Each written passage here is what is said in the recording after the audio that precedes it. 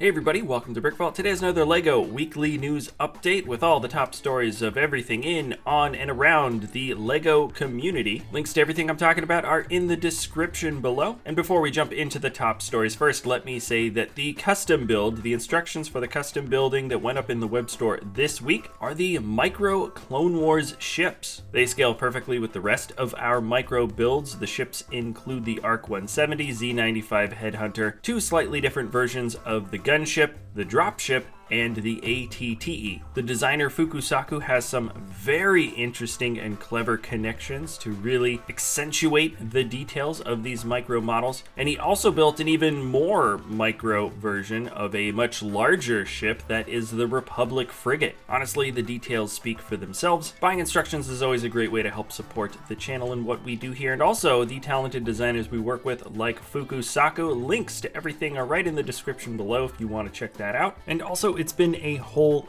day, but I didn't see any comments in that original video about how I forgot to show the handling of the ARC 170. Don't worry, it's really strong. You can handle it very, very easily, and those jammed in little hammer pieces on the ends of the wings stick in fine. They can actually support the entire weight of the ship. Sorry, I normally include this in the original video. I just forgot this time around. And let's start off with the first story very quickly. Let's just mention the Star Wars leak. There's a good chance that the leaked TIE Fighter for January 2021 has been revealed. Obviously, it can't be shown here on YouTube, but we do know that this set is cheaper than the last time the TIE Fighter came out, and you can definitely tell it's a lot smaller and almost a chibi style, with the cockpit kind of being a normal size and the wings being much, much smaller. Can't say I'm surprised based on the price point, and it does make me wonder if maybe the X-Wing will fall in line with a similar build style with like a larger cockpit and nose and maybe smaller wings and guns on the side. Anyways, that leaked picture has not been 100% confirmed to my knowledge, and let's move on to a ton of different rumors for 2021, similar to last week. Most of this information comes from Promo Bricks, and the rumors are starting off with Harry Potter. There will be textbooks with the Metamorphosis classroom, the Potions classroom, the Herbalism classroom, and the Magic classroom, and the Magic Art classroom. On top of that, there's also a listed Hogwarts coat of arms mosaic. And over at Promo Bricks, you can see the full descriptions of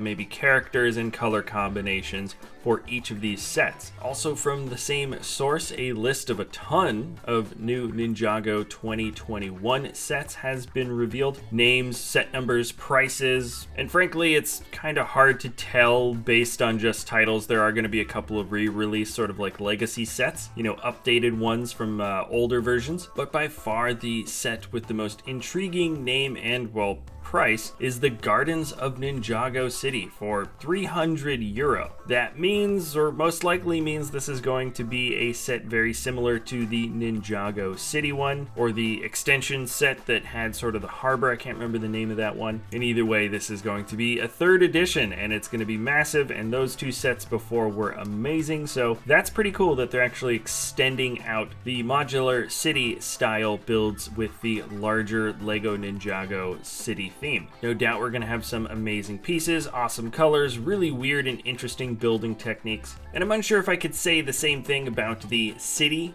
theme, but there are a ton of new set names and numbers and prices also listed for 2021 here. Specifically, there are some interesting rumors about road plates. The 32 by 32 road plate design that's been around for quite a long time looks like will be coming to an end. The format will be changing.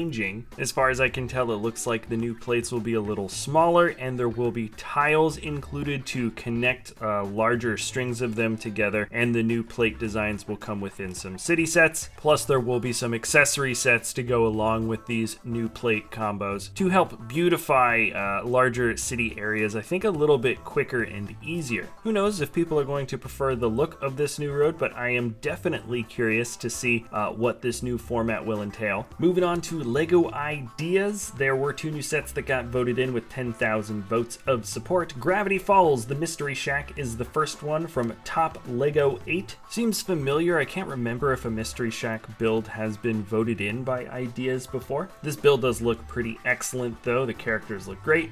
I'm not particularly familiar with this IP, not very much so at least, but there's a lot of interesting details, and it definitely looks like people that are hardcore fans of the show are going to be getting some fun Easter eggs and some interesting scenes. From Sky Walter, or Kevin J. Walter, a designer we actually work with here in the studio, one of his builds, the Coliseum architecture style, got voted in with 10,000 votes of support as well. Like the title suggests, it is the Roman Colosseum built in a similar sort of micro architecture style, similar to how architecture sets are built out nowadays, and the details absolutely speak for themselves. What's interesting here is that there was that rumor not too long ago that lists the new Roman Colosseum as the next largest Lego set ever that Lego happens to be producing. If that indeed is the case, I don't know, this might have a difficult time getting accepted through the review stage, but you can absolutely see why people liked this set and voted on it. I like the inclusion of those little wand pieces on the outside. And then the October store calendar for 2020 has also been revealed. It is the end of September here, so that makes sense. Some of the top highlights for this month include a sweepstakes starting October 12th, ending November 1st. And if you win that, you get the Lego Batman movie Batmobile set number 70905, signed by Will Arnett, the voice of Batman from the Lego movie. From the 15th to the 25th, there are 2 different free gifts with purchase. With a purchase of $40 or more, you get free build your own vehicle set. And with $100 or more, you would get that one plus a free Lego Mindstorms mini robots set number 40413. Of course, this is while supplies last. That promo ends on the 25th, and then starting the 26th, ending on the 1st, you get a free Lego Hidden Side El Fuego's stunt cannon set with a purchase of $35